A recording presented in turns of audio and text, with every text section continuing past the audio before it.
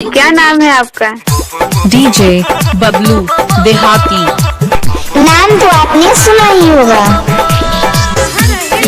CB पैटी वेलवार 9693938435। Mega recording studio बाजार भिट्ठी।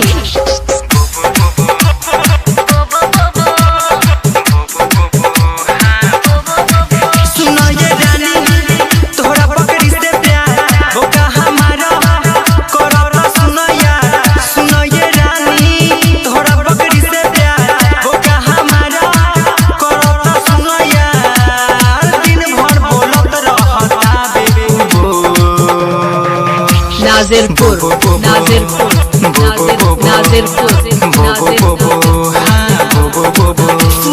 राजा देखो दूसर दुआ तोहरा बोका से कोरी ना बकरी प्यार। सुनो ये राजा देखो दूसर दुआ तोहरा बोका से कोरी ना बकरी प्यार।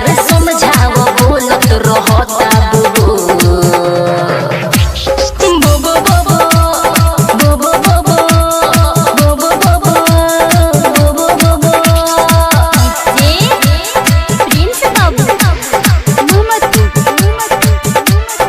क्या नाम है आपका? डीजे बबलू देहाती। नाम तो आपने सुना ही होगा। सीबी पैटी वेलवार 9693938435।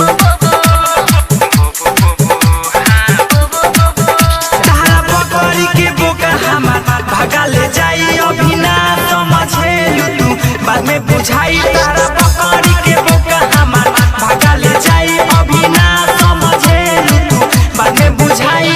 बबरी हमारे बोका हमारी बेकार। तोर रखो बोका बोलता बे बोबो बोबो बोबो बोबो बोबो बोबो बोबो। बी बिलाही चौक बी बिलाही चौक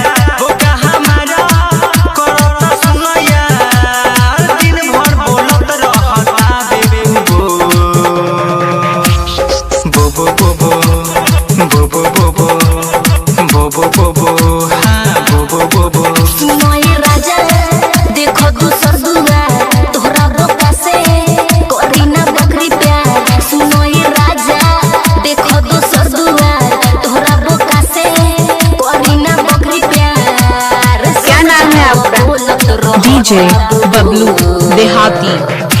नाम तो आपने सुना ही होगा।